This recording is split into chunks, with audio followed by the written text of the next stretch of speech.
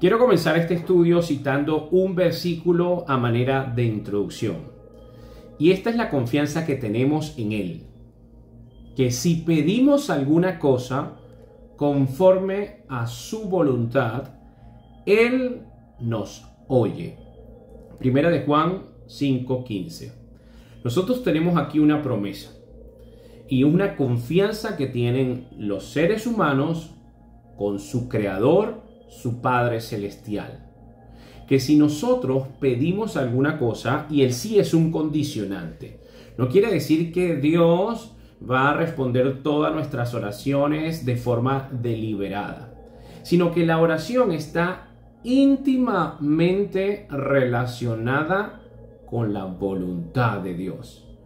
Porque hay otra porción de la Biblia que dice que la voluntad de Dios es buena, es agradable, es perfecta y no necesariamente muchas veces está en sintonía con la voluntad de los hombres. Es más, muchas veces es antagónicamente opuesta.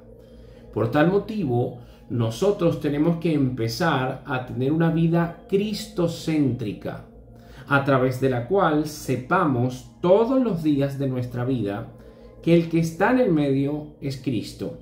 Él murió por nosotros, Él es el Señor, Él es quien pagó el precio, Él es quien puede darme iluminación, Él es la vid a través de la cual yo como pámpano soy nutrido, soy ministrado, soy fortalecido.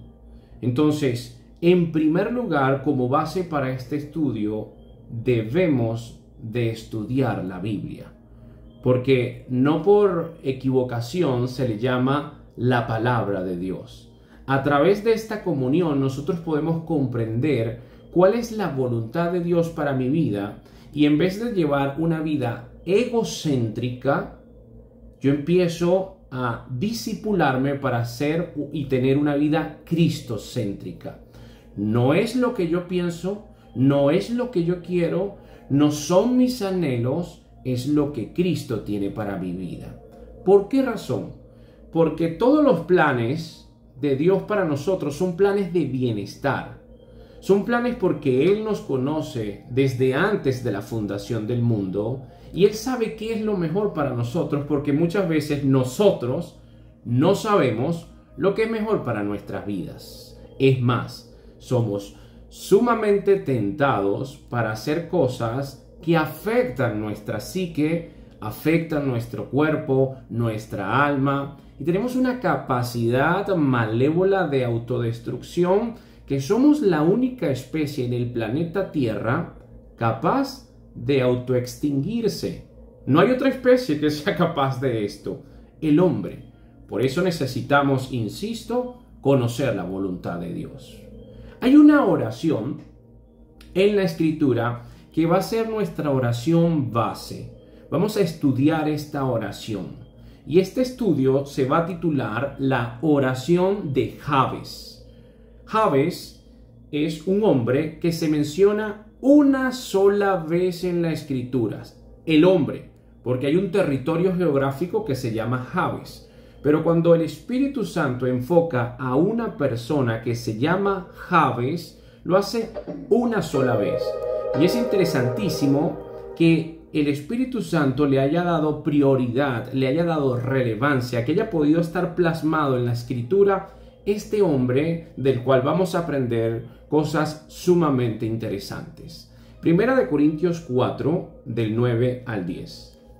Y Jabes fue más ilustre que sus hermanos, al cual su madre llamó Jabes, diciendo: por cuanto lo di a luz en dolor. E invocó Jabes al Dios de Israel diciendo: oh, si me dieras bendición y ensancharas mis territorios, y si tu mano estuviera conmigo y me libraras del mal, para que no me dañe. Y le otorgó Dios lo que pidió. De estos versículos nosotros ahora vamos a colocarle lupa a cada porción de la Escritura porque así se estudia la Biblia. cavando pozos en cada versículo para extraer las riquezas, los diamantes. Vamos a comenzar con la importancia de los nombres en la antigüedad. Nosotros en la actualidad colocamos nombres a nuestros hijos, a las cosas, a los animales, y muchas veces lo hacemos de manera deliberada o irresponsablemente, o simplemente vi un actor y me provocó ponerlo. Pero en el tiempo de antes no era así. El nombre tenía una carga. El nombre podía aportar una bendición o una maldición. El nombre muchas veces hablaba del carácter que iba a tener la persona. O sea, no era algo dado al azar. Por ejemplo, en Génesis 35, cuando Raquel está a punto de morir en el parto, dice versículo 18: y aconteció que al salírsele el alma, pues murió, llamó su nombre a su hijo que estaba naciendo Benoni, mas su padre lo llamó Benjamín. Benoni significa hijo de mi dolor. Imagínate la carga que iba a tener esa criatura al saber que se llama Benoni porque cuando su madre estaba dándole a luz, ella murió. Esto iba a ser algo importante e impactante para su vida. Pero aquí interviene Jacob, el padre, y dice, no, se llamará Benjamín. Y Benjamín significa hijo de la diestra. Se refiere a la derecha como símbolo de fuerza y de virtud. Y su padre, el padre de Benjamín, Jacob, sabía perfectamente lo que estaba pasando porque él se llamaba Jacob. Y Jacob significa el que suplanta, o el suplantador, o el engañador. Pero cuando tiene un encuentro con Dios, Dios le cambia el nombre de Jacob a Israel. E Israel significa el que lucha con Dios. Qué impactante es esto. Y damos esto a manera de contexto, porque cuando volvemos a Jabes, sabemos que su nombre significa dolor, angustia. El Espíritu Santo nos está invitando a enfocar un hombre que tiene una vida de dolor desde su nacimiento, que causó angustia. Imagínate tú ese contexto, esa adversidad, esa tristeza a través de la cual vivía Jabes desde su nacimiento. Dice el versículo 9, Jabes fue más ilustre que sus hermanos. Y aquí encontramos que la palabra ilustre significa que era honorable, que tenía cierto prestigio por algo, o sea que resaltaba un poco más de sus hermanos. Y aquí encontramos una pieza sumamente importante en la vida de cualquier creyente. Hay una íntima relación entre el dolor y el fortalecimiento del carácter espiritual. No son los superpoderosos los que empiezan a tener un carácter conforme a la voluntad de Dios. Son los que padecen sufrimiento.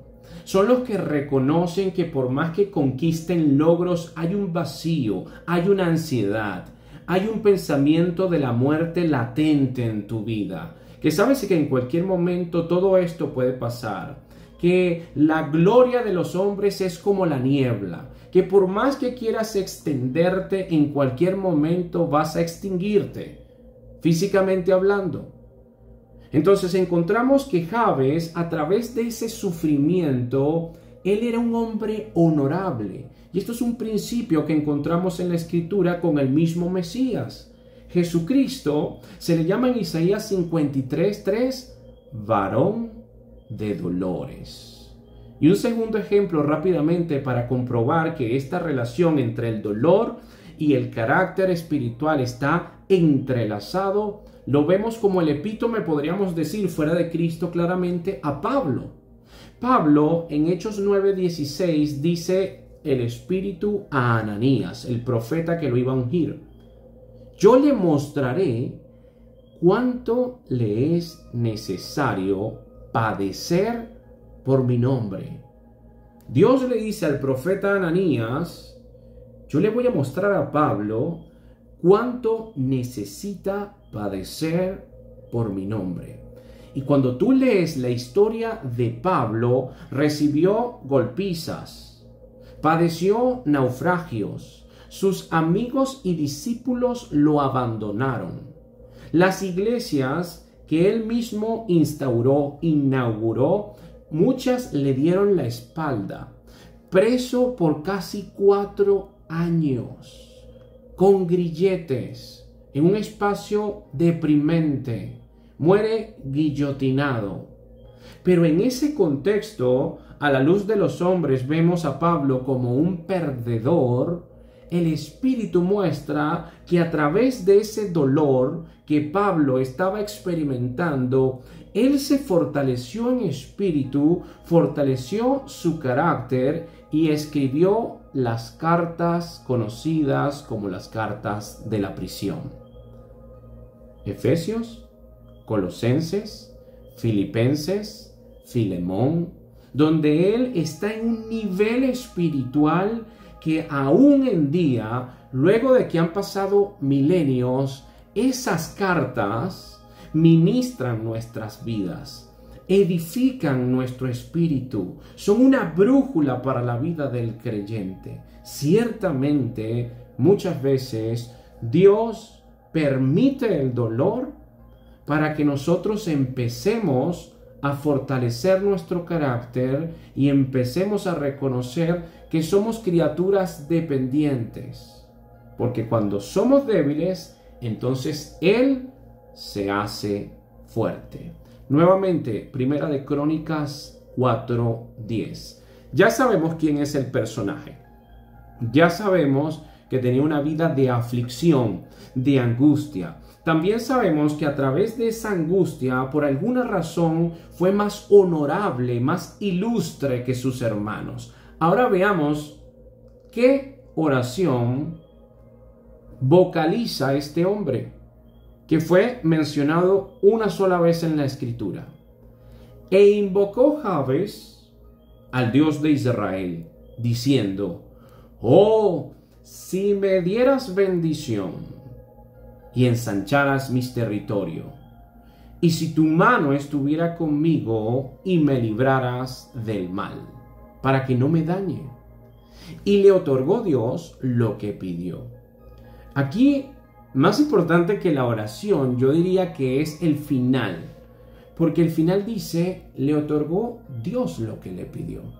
Perfectamente puede decir que Dios no le otorga nada o simplemente no lo escuchó. Pero aquí dice que Dios le otorgó lo que él pidió. Y hay una porción de la Biblia en Santiago 4:3 que dice que pedís y no recibís porque pedís mal, para gastar en vuestros deleites. Hay muchas personas que entran en oración y denigran al Todopoderoso, al Omnipotente, como a un genio de la lámpara, como a un cajero automático donde yo introduzco la tarjeta llamada oración para que me dé cosas. Y por eso no recibo, porque estoy pidiendo bajo mis deleites, bajo mi alma. No estoy entrando en el dominio espiritual, no estoy colocando a Cristo en el centro para yo entonces colocar una oración que me permita conocer la voluntad de Dios. Pero aquí dice que Dios le otorgó a Jabes lo que él pidió. ¿Qué pidió?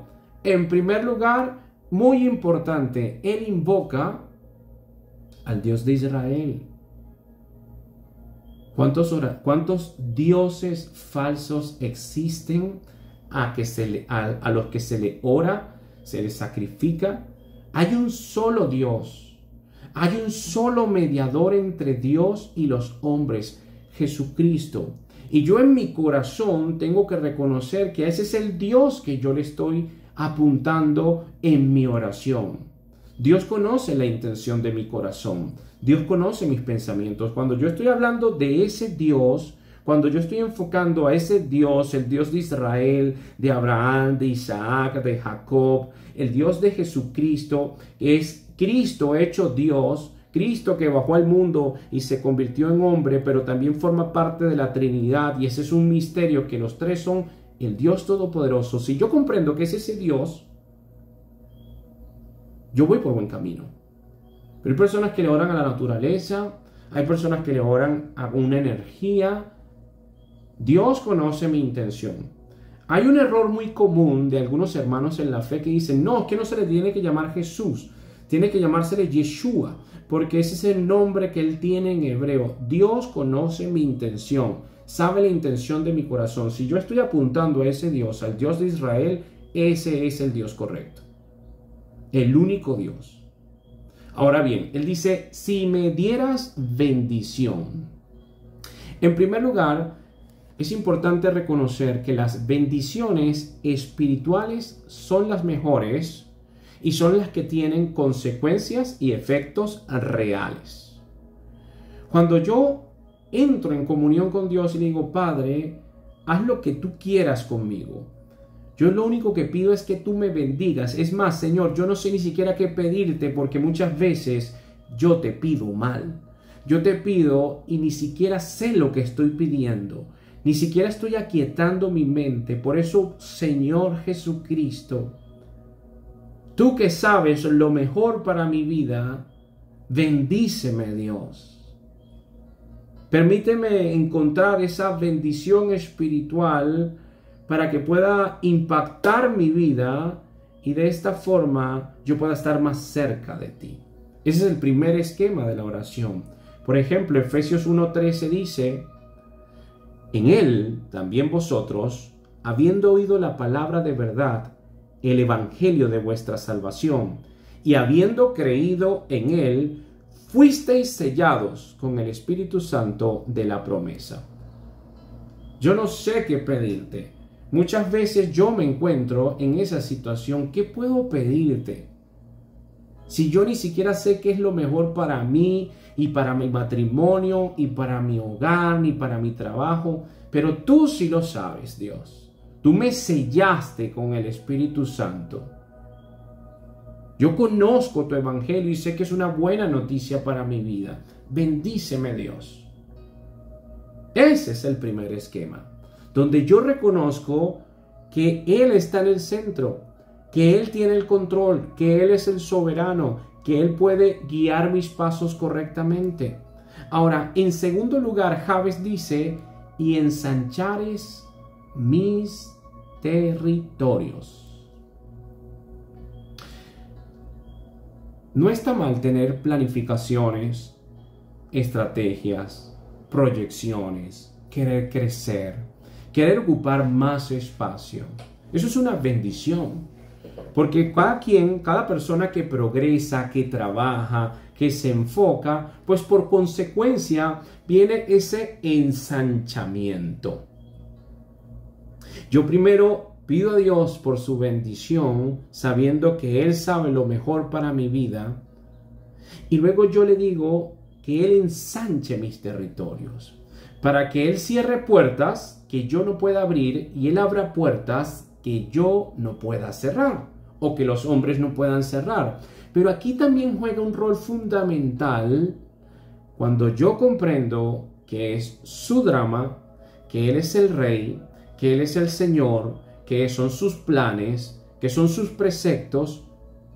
¿Qué papel juego yo en este reino, espiritualmente hablando? Mateos 28:19. La gran comisión. Por tanto, id y haced discípulos a todas las naciones. Entonces, cuando yo le estoy pidiendo a Dios muchas veces por ese ensanchamiento, hazte esta pregunta. ¿Tú estás orando únicamente por tu fama, por tener más poder, más reconocimiento, por ampliarte un poco más para que la gente vea toda tu fuerza?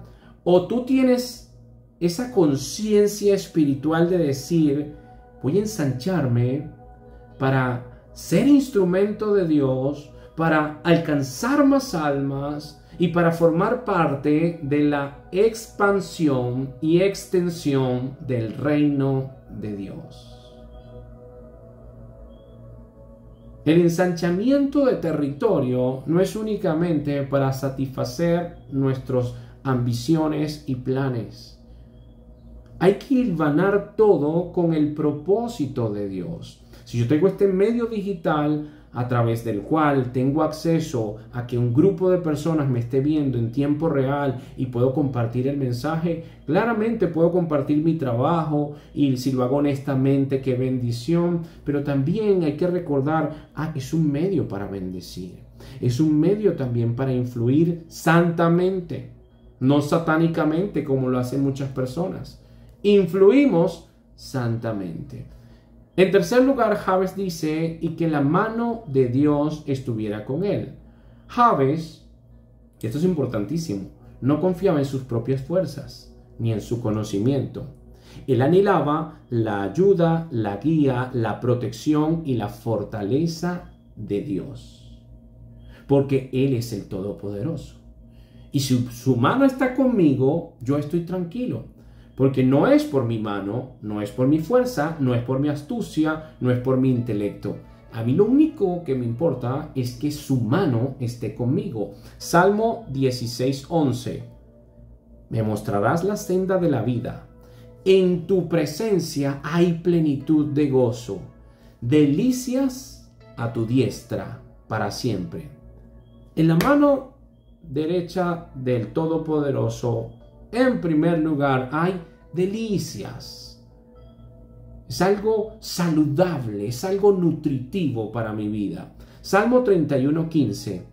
En tu mano están mis tiempos. En la mano de Dios, Él sabe cuántos días yo voy a vivir. Él sabe cuándo es mi fecha de caducidad, cuándo tengo mi encuentro con la muerte.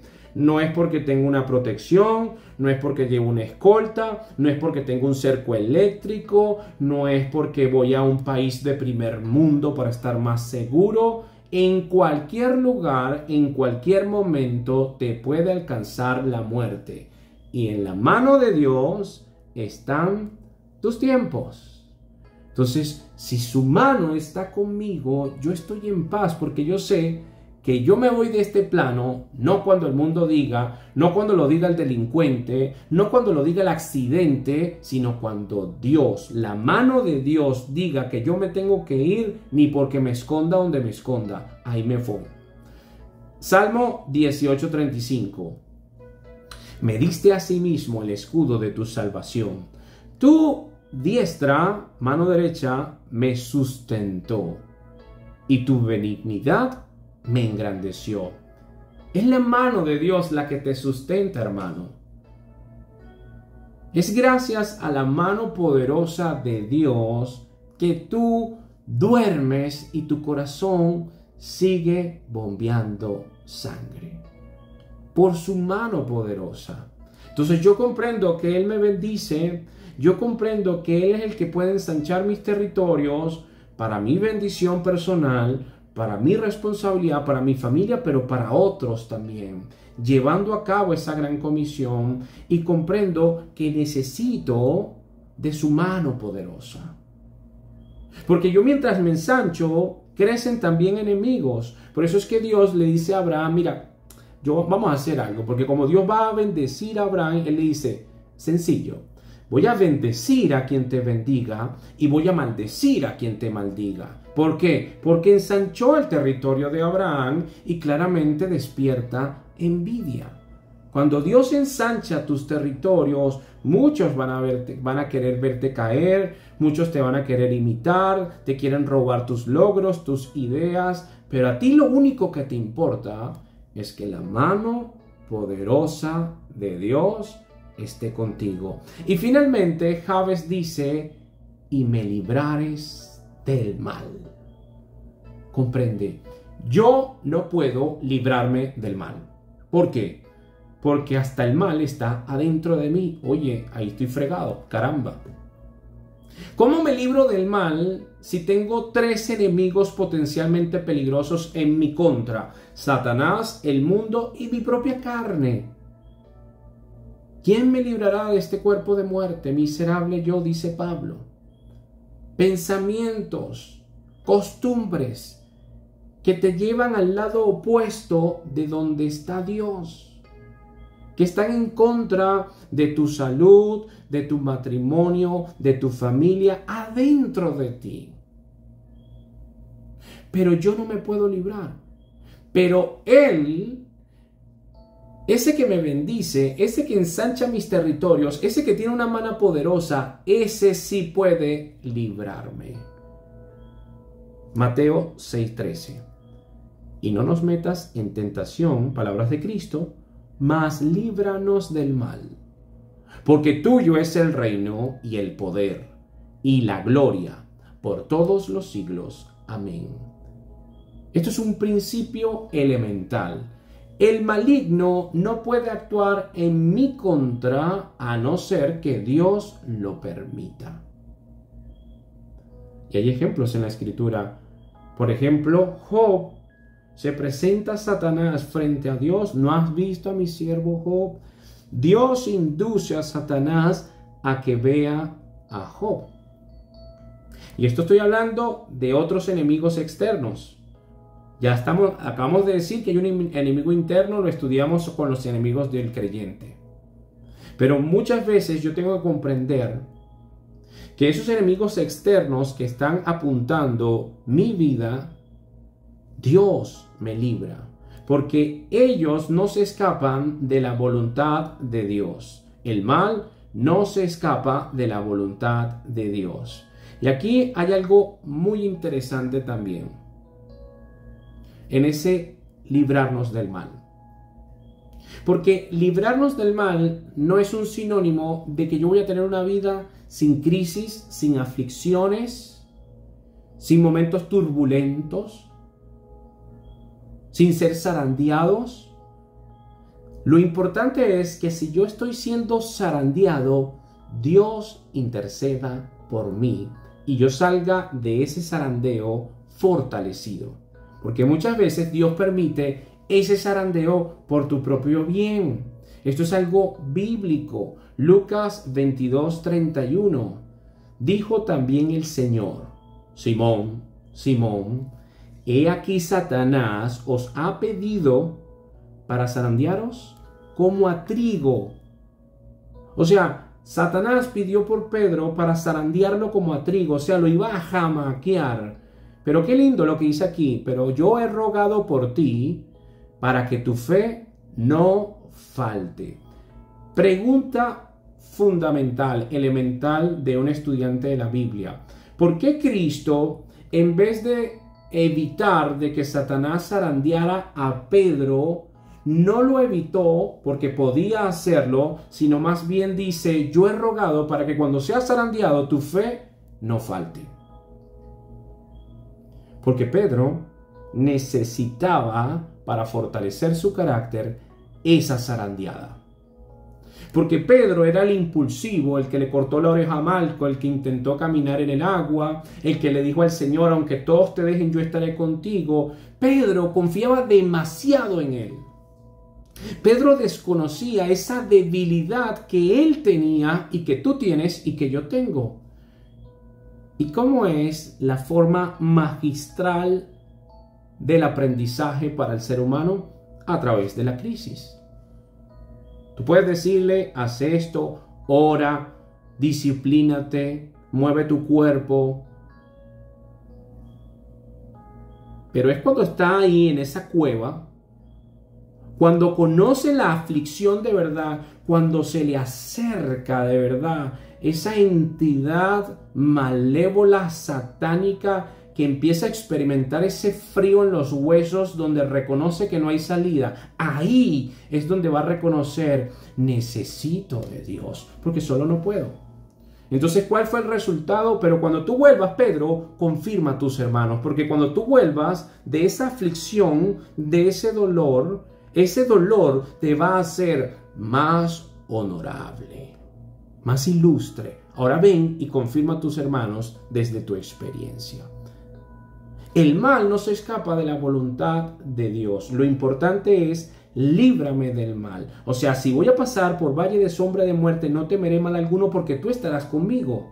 Tu vara y tu cayado me infundirán aliento. Tengo que pasar, tengo que enfrentar la aflicción, la prueba, la crisis, la ansiedad, la necesidad. lo que tenga que enfrentar, no es que voy a decir, sácame de la crisis, sácame de la enfermedad. Señor, si debo enfrentar esto, oh Padre, si tú me das bendición, si tú ensanchas mi territorio, si tu mano poderosa está conmigo y tú me libras del mal, Señor.